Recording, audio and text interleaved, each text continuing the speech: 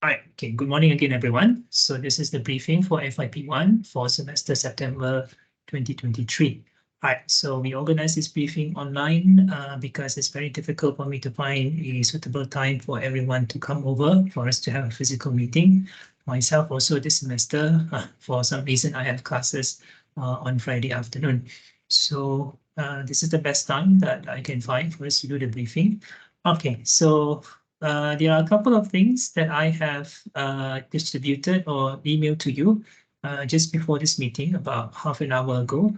So please check your email. I've actually sent the email or the email to both your addresses, KDU-online and also student.uow.edu.my, because I do not know exactly whether all of you have migrated your KDU email to the new UOW email. Please do so, as I mentioned in one of my emails earlier this week. And you know also there are announcements and notifications made by the management that you need to migrate your email to uow.edu.my within this month, because starting from October 2023, the KDU-online email will no longer be active. All right, so please do so. Because if you do not do that, then communications and messages are sent to you will not get through, and you will not be able to follow the latest announcements and updates. Okay, right. So the first thing I would like to look into is the slide, which is covering the general information about the briefing. Of course, I've given to you also a couple of other documents. Look at the email that I sent about half an hour ago.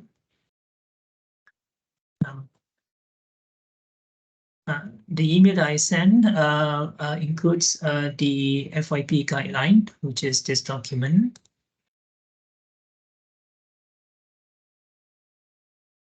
This is the guideline for dissertation, or also known, or more popularly known by among students as the handbook. Any one of you who your microphone is on, please switch it off because I'm hearing echo of my own voice. Right. Okay, thank you. Right, so this is the guideline. This is the most important document, most important official document as far as the FYP requirements are concerned. So I will cover some of the highlights of this, so the most important part of this guideline in my presentation or briefing today. But there are some other details with regards to the specific information requirement for every chapter of your FYP. Those things I trust that you can go through the guideline yourself, together, of course, with your supervisor. I've given to you also this, no, not this one. I've given you, not this one also. I've given you the timeline as well. So this is the timeline for your submission for FYP1. These are the dates that you have to follow. The submission that are really important to be very clear is actually the last one over here, which is the submission of your final draft of chapters 1, 2, and 3. That is to be submitted by the end of November. All right, so the other submissions before this is something that I, in a way, as the FYP coordinator, leave it to the arrangements between you and your supervisor.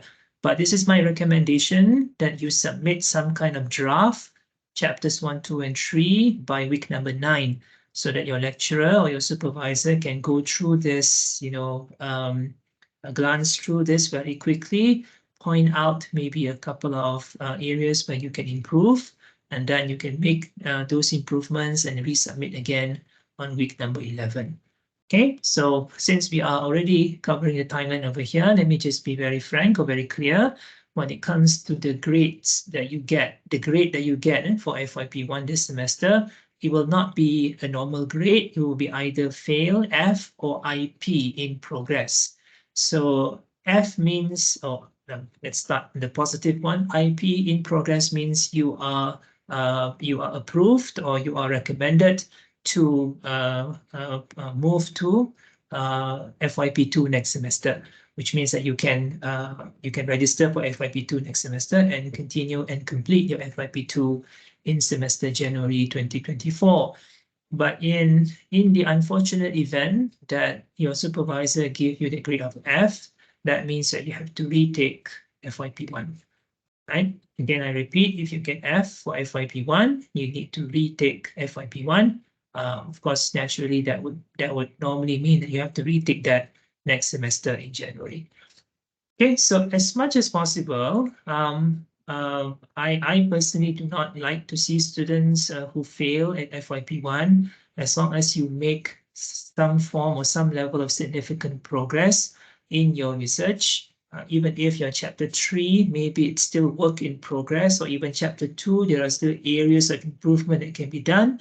You can still go through, and you can still progress to FYP2 next semester.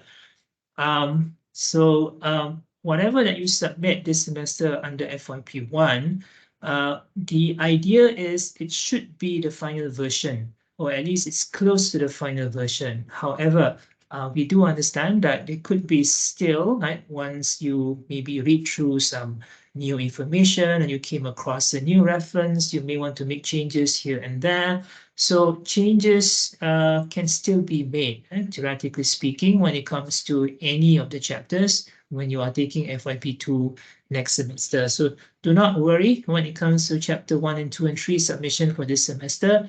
It's more work in progress. It's not as if that when you submit chapters 1, 2, and 3 this semester, that's it. You can't change it anymore. It doesn't work that way. Yeah? We understand, right? Even when it comes to any other research that we do also, there could be some changes that are done in the end, sometimes very last minute changes that are done for a variety of reasons. Right? But then, of course, ideally, it shouldn't come to that point. Right? Whatever that you do should be progressively done to the point that corrections and improvements are made stage by stage, not just leave it to the last moment or at the last stage in your FYP journey. Okay, so this is a timeline. Right? Please pay attention to the dates that are stated over there. Now, I definitely have issues and to give you back your RM research proposal individually. There are only a few of you who had come and see me personally. I may have I have returned back your proposal, but the majority of you I haven't.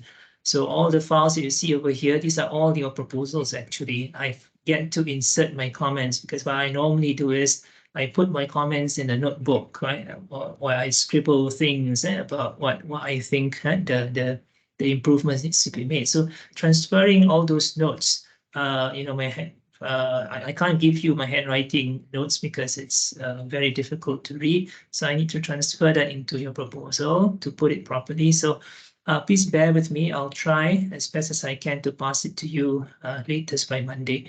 Okay, so I'll work through this during the weekend. Now, but in the meantime, right, even if I'm a bit late on Monday, you can initiate a conversation or communication with your supervisor from now on. And some of you I know have even contacted your supervisor, have contacted your supervisor already. I think that's good. It's because the process of doing the research from this point onwards is actually independent from my influence. Whatever comments that I give in your research proposal, these are more suggestions. Unless I state something very clearly that this is a mistake that must be corrected. So if in those very clear things that I've pointed out in my feedback to you later on, that one, yes, you should be doing the correction. But in other cases, in terms of whether or not to continue with the choice of methodology and methods that you have set or you have proposed in your proposal, whether you want to continue with that for your FYP, or whether you want to change that or revise that to a certain extent, that is something that I trust the process is between you and your supervisor for the whole supervision journey and interaction that you have this semester and also next semester. Okay. Now, yes, okay, I do understand. I really have this issue when it comes to Microsoft Teams. I can't see myself, so I need to go over here. Are there any students who I need to admit? Yeah. All right. So I think this is fine. Now let's return back to the slides. And let me cover a couple of things. I've also put in the slides a couple of general comments. overall about your FYP proposal. So I will come to that eventually.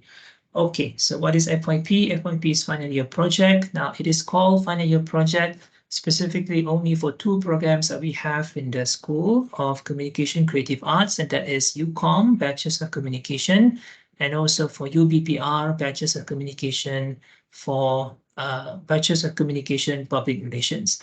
All right, so the learning outcomes for FYP are as follows. You are to plan, design, and execute a sustained piece of independent work, describe, synthesize, analyze data, assess the evidence or the data that you have, and then develop a sustained and reasoned arguments.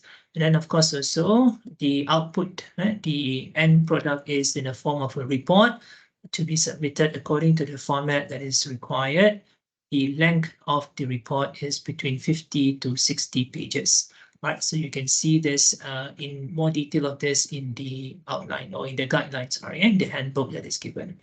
All right, so this is some points I would like to share overall about your RM proposal. Language and writing mechanics. Now, I've seen a couple of examples of students when you did your proposal for research methodology, the language that you use is first-person language. You said something along the line, or you use language along the line, something like, in this research, I will do this, right? My research will prove, right? I wish to prove that this is so and so. Right? I choose to use these methods. Right? I propose to use these methods for my research in the future. So we don't normally use that kind of language when it comes to writing research proposal and academic writing in general. We use more third party or third person point of view. Right? So you actually write in such a way where this research will utilize quantitative methodology.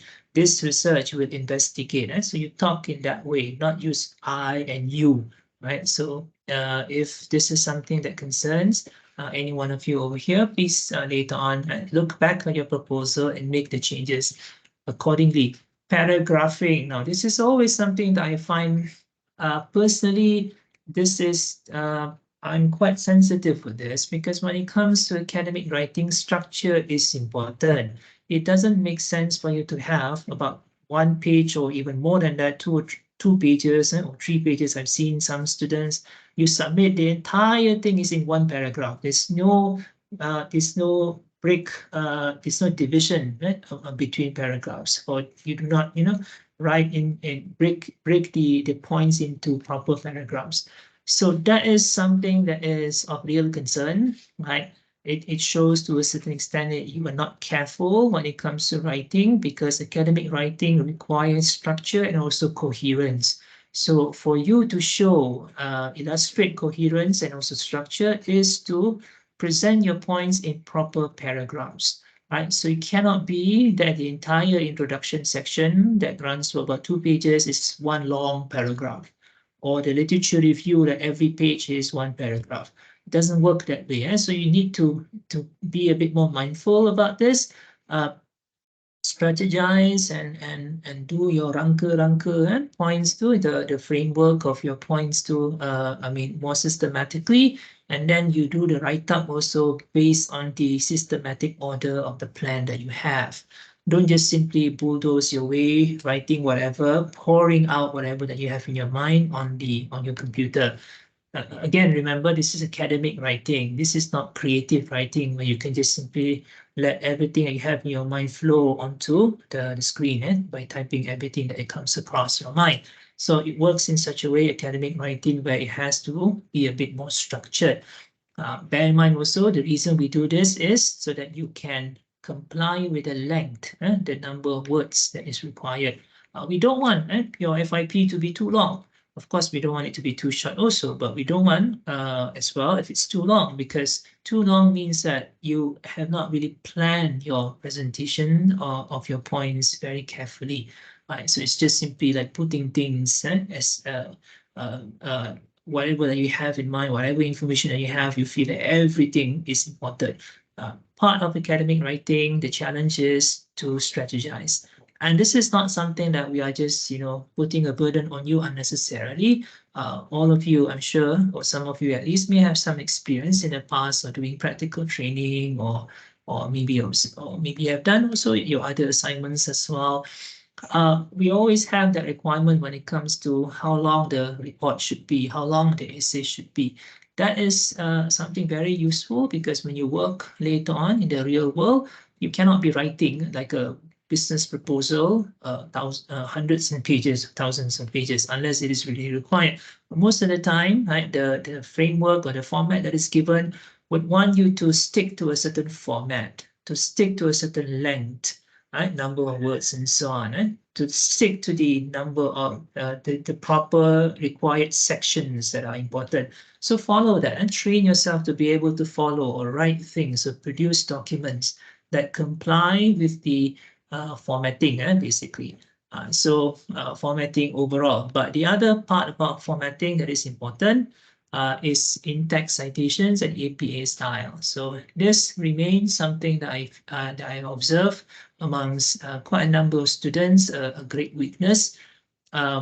We have covered this in class during RM last semester especially, and I've seen previous semesters also, for those of you who took RM a bit earlier, not last semester.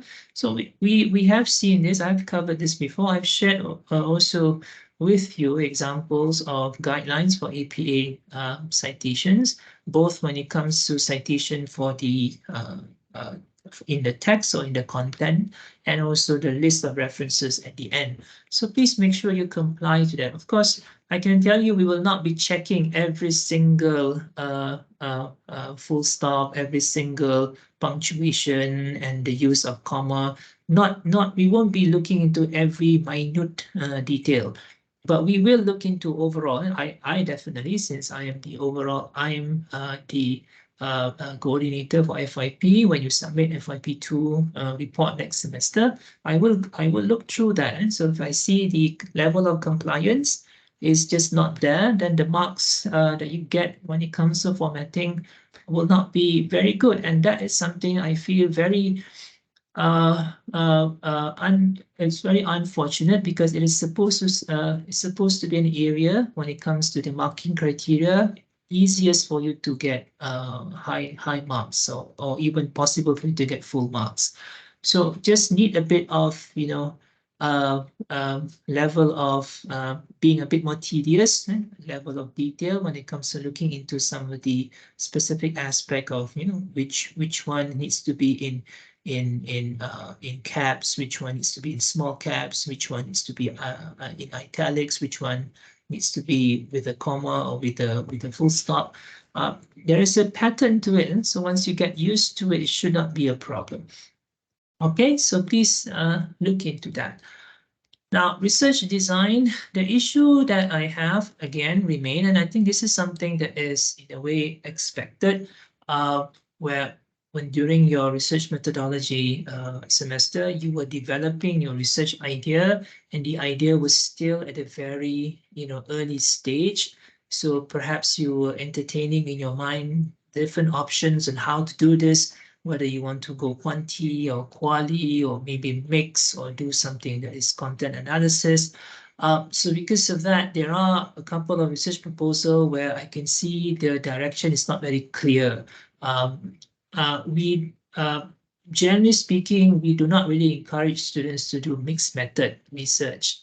But if the topic and the framework suits a mixed method style or structure, it's still okay. But again, you need to be very clear about what are your variables. Even when it comes to qualitative research, even though I've said before, qualitative research do not really have an IV and DV very clearly, but for the purpose of clarity, so that your examiner can easily understand where you are coming from when you are presenting your research data next semester during your viva, would be nice for you to at least know, generally speaking, what is your IV and DV. In most cases, the DV is some kind of perception level, opinion level, or level of frequency, maybe, when it comes to the point of view of your respondents, your target group, the media content, and things like that, right? So just understand the concept of IV and DV as quantitative research, no excuse. You should have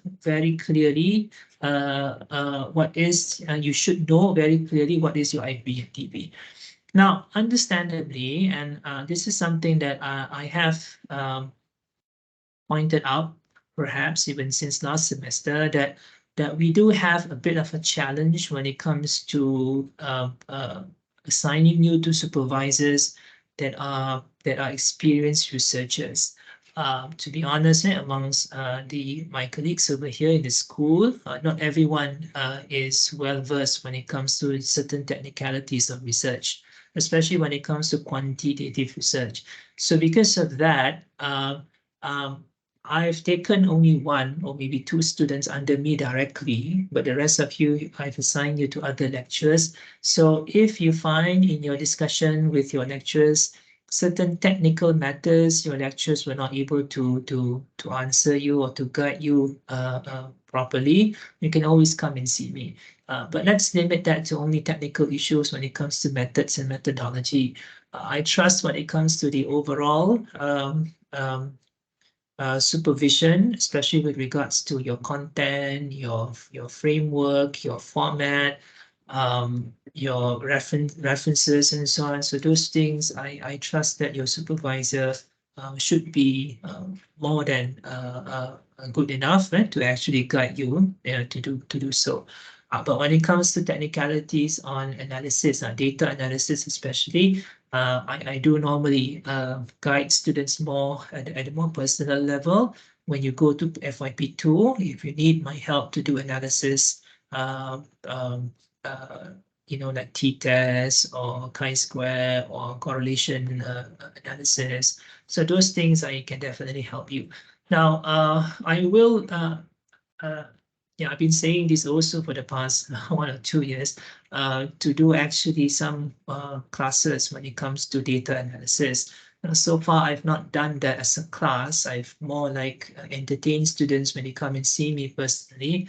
But I think this semester I will try definitely to do at least one data analysis clinic or workshop so that students who are interested to know a bit more when it comes to how to do your own data analysis, especially if you are thinking about doing correlation, t-tests, and comparing between male and female in your group. So those things I can maybe show you a demonstration, and you can also practice yourself and do it during that workshop, so that when you go for FYP2, if you need to do the same kind of analysis, you can do so on your own. Okay, so I'll find a time for us to do that sometime in early November. Well, I think it should be in November now. It's not, because it's not going to be something, we don't expect that any one of you are doing data analysis this semester, because this semester you're still doing your chapters 1, 2, and 3. That's still at the planning stage of your research. The execution, as in, doing the data collection, data analysis, normally it's done, all of that are done in FYP2. Okay, but it would be nice for you to know, to at least have a mental picture, right, general understanding about how it's done, so that when you do it yourself, you can try. And of course, if you need some guidance, further guidance, you can always come and see me. Right. Now I would like to come now to a few streamlining issues that I've been emphasizing for the last 2 years when it comes to coordinating FYP projects for SCCA students. First of all, when it comes to survey instruments, your questionnaire, I've stated over here that you should adapt from previous studies, especially when it comes to specific constructs. Now, if you do not know what it means by constructs, then you look back at your notes, or you can Google the differences between concept and constructs. Constructs refers to, right, concept or academic terms that are measured, right? Measured according to or using certain, research instruments. So when we say research instruments or survey instruments, basically that means it's a questionnaire that is used for you to gather the data, and eventually the data will give you some kind of numerical number or data in the form of numbers, and those numbers are the ones that you use to run the analysis and the statistical analysis.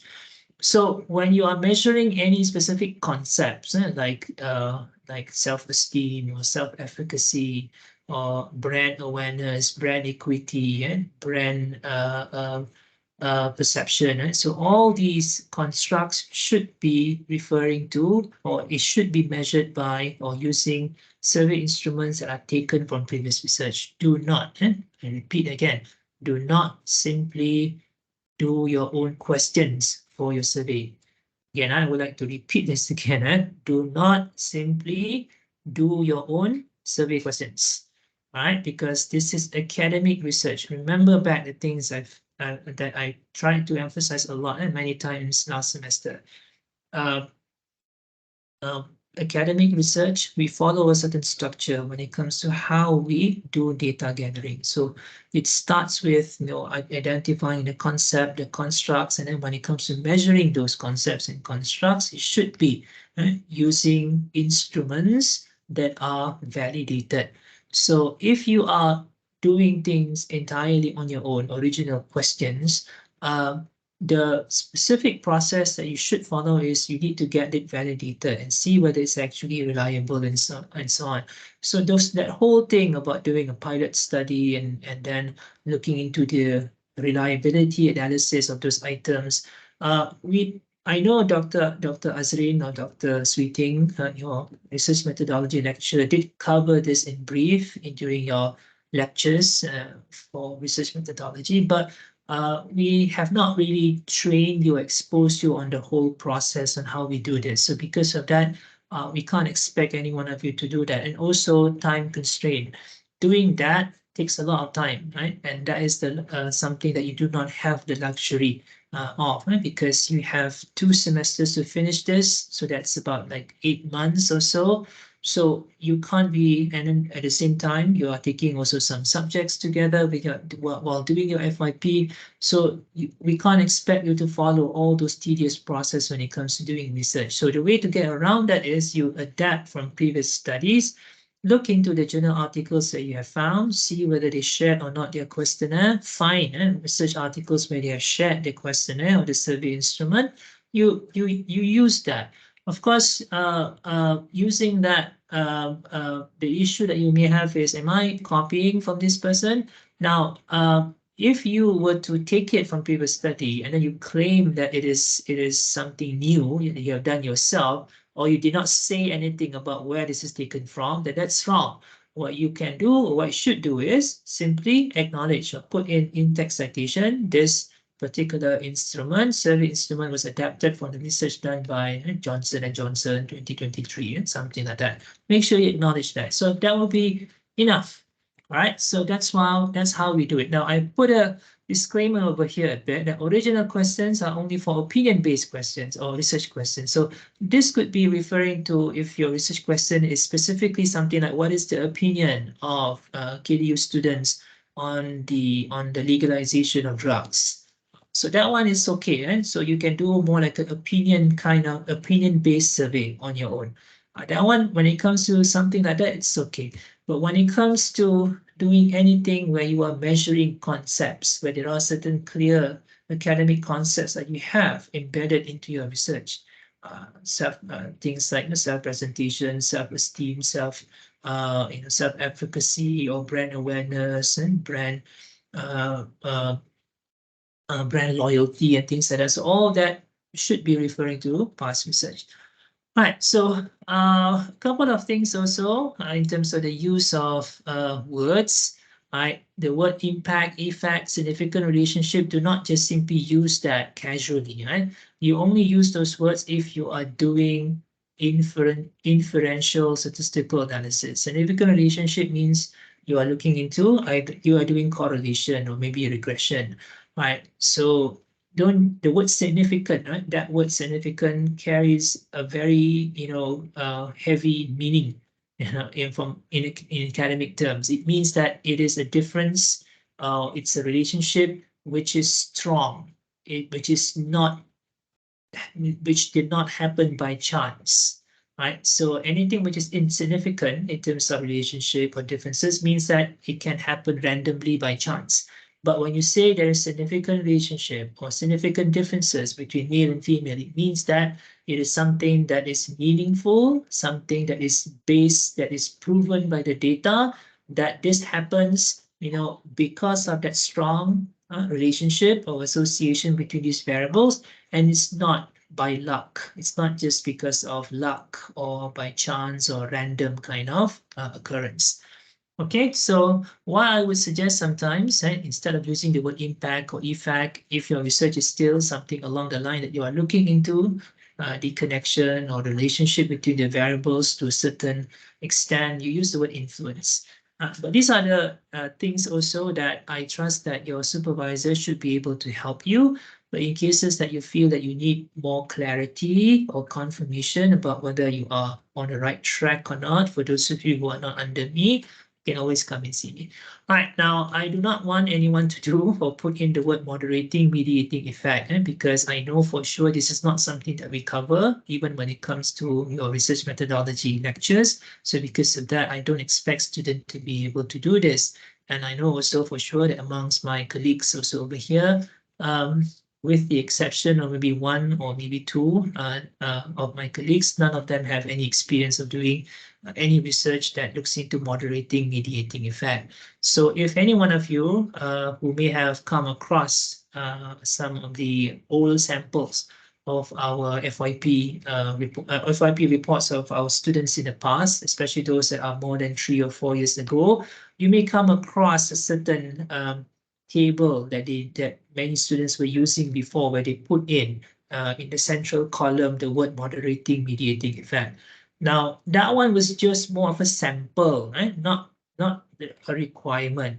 So in most cases, I would say, when it comes to the research that I see, definitely from your research methodology proposal, none of you are doing something to that level, right? Moderating, mediating effect, which is fine, right? I always say that research doesn't necessarily have to be very complicated in terms of the data analysis procedure, especially at the undergraduate level. It's more about giving you the exposure and opportunity to be able to do an independent original research. So the level of sophistication in terms of data analysis that can come later, right? When you are doing your master's and PhD. But at this point, it's just about trying to get our hands dirty, so to speak, doing research on our own, understand the whole process of, starting from doing the problem statement, proposal, and research methodology, literature review, so that once you understand or get hold of the whole process, then the hope is that you will be inspired to do more research in the future. But I definitely think that there are many opportunities that we can explore for those of you who are doing quantitative research to do tests of significant differences. This is simple analysis looking into comparison between male and female, or maybe between age groups, or between ethnic groups over here in Malaysia, Malay, Chinese, Indian. So these are things that are, to me, is fairly easy to do. So if you think about doing something like this, you can put this, or you can maybe revise and put this in your research questions.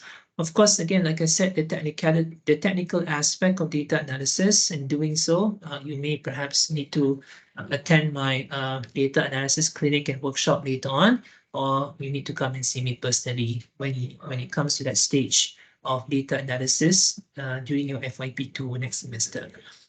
Okay, now these are some general information about your responsibilities. Now, sorry, if there are any questions, please put on the chat box. I will come to your questions after I've done with the covering the slides over here.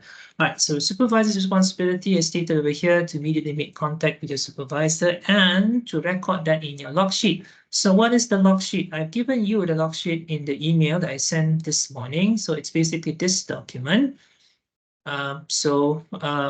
What you do is every meeting that you meet with your supervisor, or even email communication with your supervisor, put down some notes over here, what was discussed.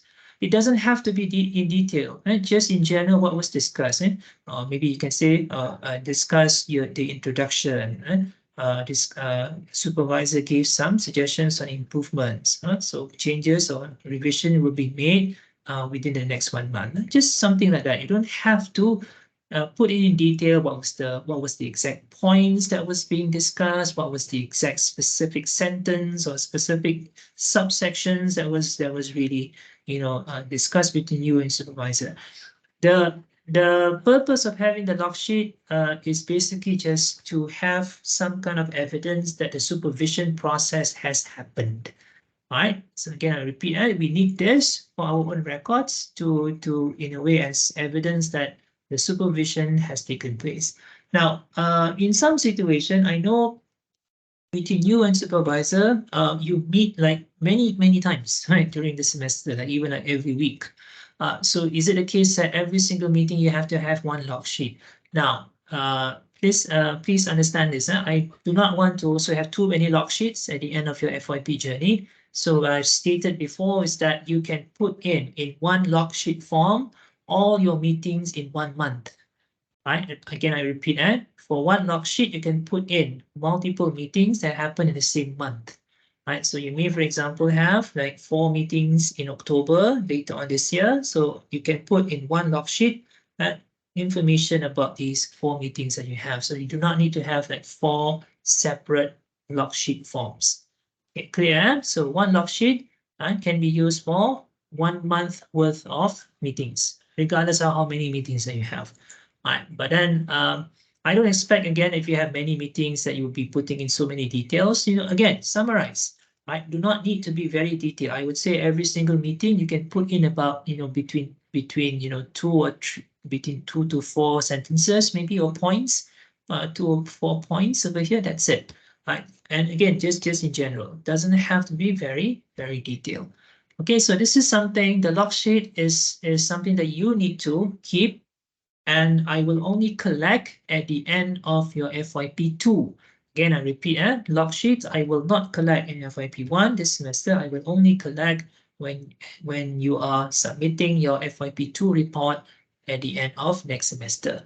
Right? So please, whatever log sheets forms that you have filled up for this semester, keep it first. You send it to me. I will give the instructions. Normally, I would put up online folders where every student can put in the log sheet documents over there. Okay, so again, I repeat, log sheets at every meeting, record this, but you can have for multiple dates or one log sheet, you can put in all the meetings for 1 month. And I will only collect the log sheets at the end of your FYP2. In most cases, that should be next semester. Okay, all right. So coming back to this now, supervisor, right, to organize frequent meetings with your supervisor and so on, submit according to the deadline. Supervisor's role is to guide your students and so on. Now, a point that I would like to mention with regards to supervisor relationship. What if you come to a situation where between you and your supervisor, you disagree about certain things, especially on the specific methods maybe, or the overall direction of the research. Now, in most cases, my view is you should follow the view of your supervisor, because your supervisor is your main examiner. Right, now the way that we mark your FYP for your information at the end of FYP2 next semester is that we give 40% weightage of the marks to your supervisor. And then there are 2 other examiners. One of them should be me, and then there will be another one assigned from among my colleagues over here. Each one of us will have 30%. So that's how we mark your FYP. 40% comes from your supervisor, 30 comes from 2 panelists. One of them should be me. So because of that, your supervisor's point of view needs to be respected. However, in the event that there are, when we talk about relationships, right? If the disagreement is completely irrevocable, or it's something which is really difficult for irrevocable. Now it's the relationship or the communication broke down, or there's clear mismatch in terms of your ideas. If it comes to that, only then I will intervene. But in most cases, I will trust the process that you are able to come to a certain consensus or agreement with your supervisor. From time to time, I will advise also my colleagues over here that when we supervise students doing their FYP, we should not be trying to get the students to do exactly as what we want, or in a way pressuring you to do exactly as what you think is the best. We try to explore both sides of the opinion, the supervisor and also you as the student. Of course, the supervisor's role is to ensure that whatever ideas that you have in doing the research, it should still be in compliance with the academic standards and academic requirement when it comes to FYP research. Right, so for that, you can look into, right, if you are thinking about or wondering about what is the requirement and specification and criteria, look back at the guideline document that I've given just now, this guideline document, right? At the end of this document, you have the assessment rubric. So you can see over there, in fact, yes, there's a rubric. Yeah, the assessment rubric, right? So you can see over here the details of what are the things that we are assessing for your FYP, both for FYP1 and also for FYP2 later on, right? So look into the details over here, then you would know what are the things that are considered to be important, that is worth marks, a lot of marks and so on. Okay, so that is the overall things I would like to cover. The rest over here are general information. I just would like to cover this one last point with regards to, I think, the use of internet based references. I think we have covered this before.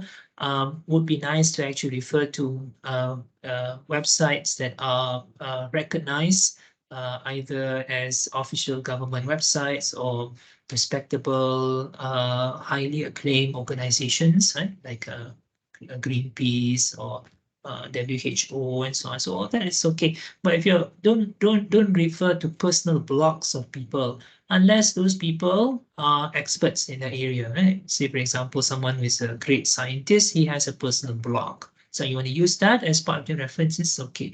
But the details about how you write your intro, your literature review, I've covered that extensively during research proposal.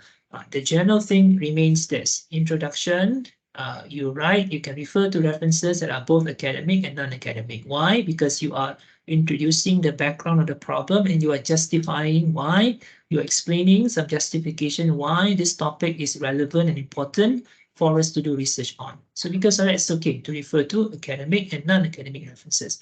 But literature review should but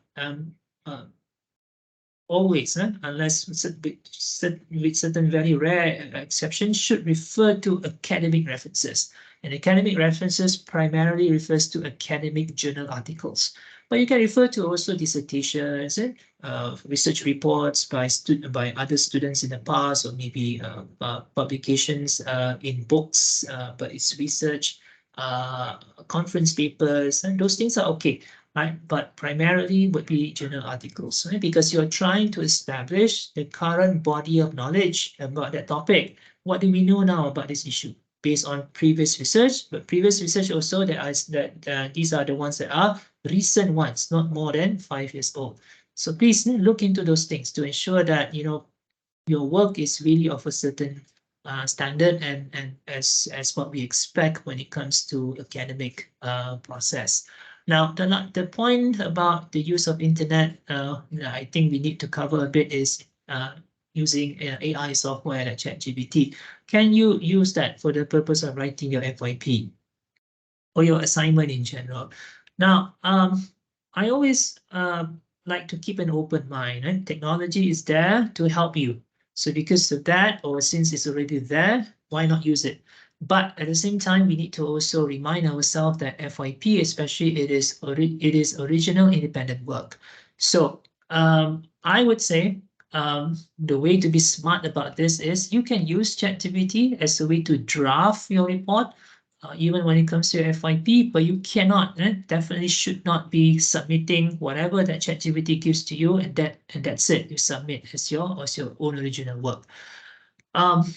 You need to go through the draft that is given by ChatGPT, make changes and make additions to it so that it becomes at least something that reflects your unique writing ability, your writing identity.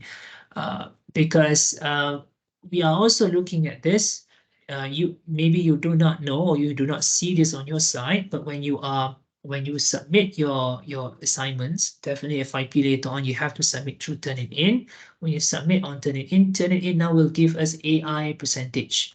So the AI percentage, if it's anything more than 30 or 30%, I would say, the benchmark, if it's anything more than 30%, we will look into it and see whether or not it's something that is generated, the content of your report, of your FYP was generated, the majority of it coming from, or a huge part of it, significant part, it comes from ChatGPT. So it should not be in that way if it's too high, but it's anything less than 30%.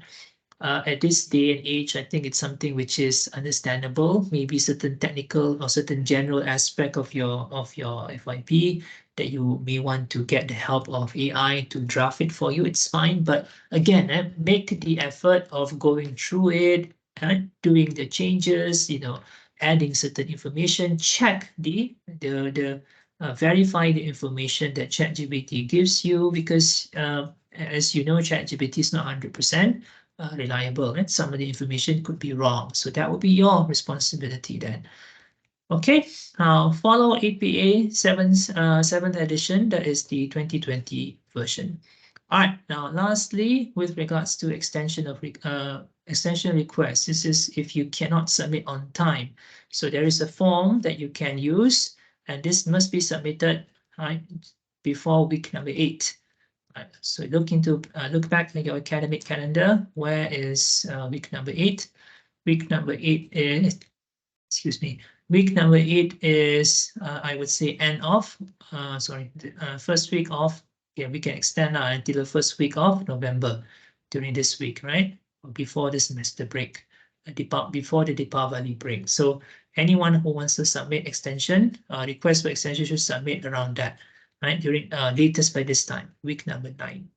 Okay, anything more than that, then it would take probably only very urgent kind of issues, right? Emergency kind of situation, then we can approve. So that this process is something which is that takes a lot of time. So do not just simply ignore doing your work for FYP during these next few weeks or during this next 1 or 2 months. Start from now, right? This is one of those assignments where you cannot leave it to last minute. If you leave it to last minute, we can see that, and the marks that you will get will not be very good. And bear in mind also, for those of you who are concerned about your CGPA, FYP is worth 8 credit hours, right? So it's 8 credit hours. So that's a lot, right? So if you want to, aim for a certain award title, especially now, also all of you, I think all of you over here are from the N code, the new subject code. So because of that, the first class honors classification now is actually higher. I believe it's 3.7, was it 3.75? Right? So that's very high. So for you to get first class honors, I would say FYP is something that you cannot afford to get anything less than A minus. So anything less than A minus probably would bring down your CGPA to the point that you will not get first class honors. But then, of course, overall also, even if you're not aiming for first class, it's something that that is worthwhile for you to pay attention to, because, right, and this is something I'd like to remind in advance, all of you also, at the end of FYP2, you are also taking a subject called undergraduate seminar. Now, undergraduate seminar, the way that we are doing it is that you are to present, again, to a certain extent, your FYP, but also together with your body of work throughout your studies during your bachelor's degree. So you will see the requirement later on when you take undergraduate seminar. We'll tell you what you need to put in. But one of the elements that we are asking you to put in is, again, your FYP, a summary of it, but then also present a summary of some of your outstanding assignments and projects throughout your study. So this could be any of the assignments or final projects that you have done for your other courses or other subjects. Put it as part of your academic portfolio, which you can later on use for the purpose of applying for jobs, internship placements, and others. So we are adding that element, undergraduate seminar now, as some kind of a summary of your overall contribution and achievement throughout your 3 years or 2.5 years or 2 years studying in the undergraduate degree level. Okay, all right, so that's all from me. Let me see whether there are any questions over here. At the end of the semester, I'll be submitting around 8 log sheets. I would say 8 log sheets would be maximum. So 4 for FYP1 semester and 4 for FYP2 semester. Shouldn't be anything more than that, unless you really have a lot to say. So that's something else. But I would say that 8 is generally the maximum. Could be less, but if it's too few, so I think that's a problem. Like cannot be just one lah, because I trust that the process when it comes to consultation, the meetings that you have with your supervisor should be at least a few times every semester, this semester and also next semester. Okay, any other questions?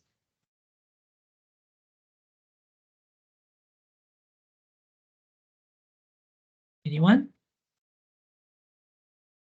All right, for your FYP1, the grade the recommendation for in progress will be given by your supervisor only. Again, I repeat, for FYP1, the grade IP in progress or fail will be given by the supervisor only. If the supervisor says okay to progress for FYP2, I normally will not say anything. I would just approve. So you will go and take FYP2 next semester. In the event, an unfortunate situation where there are lecturers who recommend students to fail FYP1, I will normally ask and see what was the reason. So, but in most cases, I trust, so I will respect the opinion of the supervisors. The student will need to retake FYP1 next semester. IP grade will not affect your CGPA, no, because you can see the subject code for FYP1 is NBFP 3010. The last digit is 0. So it has 0 credit value, right? So the only grade that matters for FYP is FYP2. Okay, that is MBFP 3028, 8 credit hours. So that is all the marks or the grade will be valued from your FYP2. Okay, anything else? If you want to change your title, yes, I've said this before to all students. The idea is when you are doing your proposal for RM, it's supposed to be work in progress. You do your proposal, you outline your general idea about the research in the proposal during RM, and then you continue to expand and build on this during FYP1, FYP2. So that's the natural or recommended process. But in the event that you feel very strongly, whatever you submitted during the proposal during RM, you feel I really don't want to do this anymore, it's okay for you to change. But of course, the burden or the challenge is onto you because you have to start all over again. Because if you had done, if you stick to the same program or to the same topic, then you just carry on with what you have. But since you have changed topic, then you have to do the entire thing, all the things from scratch, finding references, writing the introduction, literature review, and so on. Okay, so that's something that you can discuss with your supervisor. Yes, and theoretically you can change your topic. All right.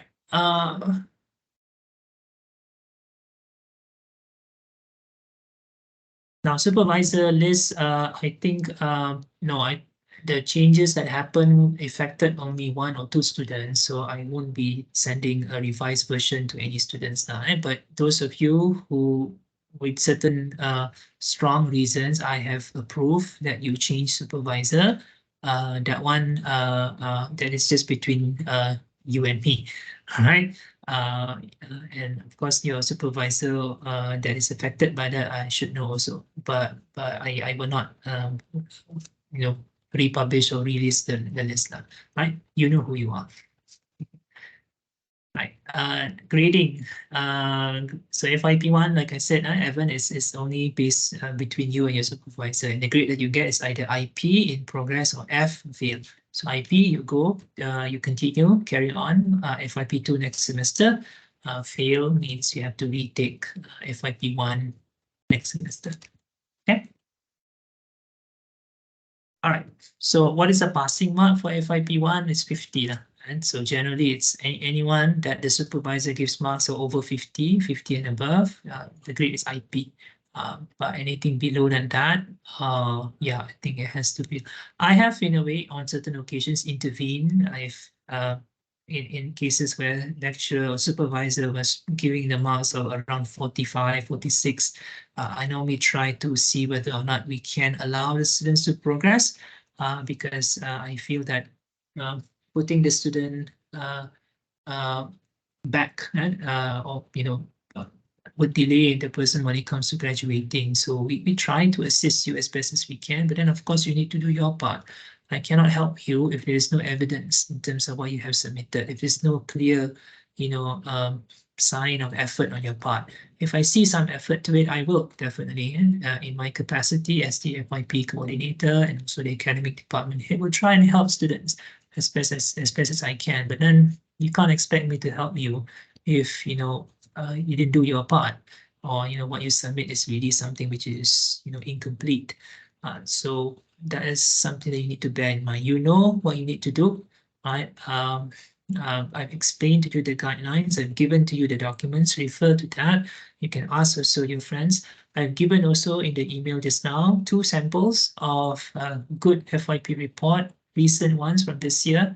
One is the quantitative research, the other one's qualitative. You can look into those 2 examples on how perhaps you can, if you want to aim high, especially getting a good grade, look into that. All right. Yeah, interview questions can be a bit tricky. It can be based on past research, but not necessarily. Right? So that would be my general answer, Akasha. For qualitative research, you do not necessarily need to refer to past research to draft or do your interview questions. Your interview questions should be more guided by your research questions and also your theoretical framework, not necessarily from previous research. Okay. Anything else? 2 minutes. 2 minutes before we wrap up things. Anything else? Okay, all right. So let me just conclude. Yeah, you can get in touch with your supervisor now, no worries. And I haven't informed them. I will release the list also to them now. A few of your lecturers have informed them personally who are their FYP students, but I need to reveal or disclose this to everyone so that everyone knows. All right, so you can get in touch with them, but I will get back to you also about your proposal. I may not be giving some very, I will not be giving very, very detailed kind of feedback about your RM proposal, but I will highlight a couple of things. So those are the things that I would suggest that you discuss further with your supervisor on how you can rectify or improve on it. Of course, being the FYP coordinator, even though you're not under me officially, all of you are more than welcome to, drop by if you need any advice from me. But then, of course, like I said just now, work as best as possible with your supervisor. Only when it comes to certain technical matters, maybe I can be of more help, right? When it comes to data analysis, especially when you take FYP2. But if there are any other issues other than that, if you feel that you would like to, discuss with me, please, you can either email me or you can come and see me. I can be quite slow when it comes to responding or replying to email. So do not worry or do not be afraid about sending me multiple emails to remind me. I will get back to you eventually. Okay. All right. Anything else? Okay, thank you very much, everyone. It's 12:30 already, so I wish you all the best for your FYP journey. For me personally, those of you who are under me, I will perhaps start to meet you next week. The rest of you, you got anything, you can always come and see me or email me. I will also, like I said just now, I promise I will organize some kind of data analysis workshop at some point in November this year, during this semester. All right, thank you very much, everyone. Have a nice weekend, and all the best again. I'll see you around. All right, take care. Bye-bye. Thank you, sir.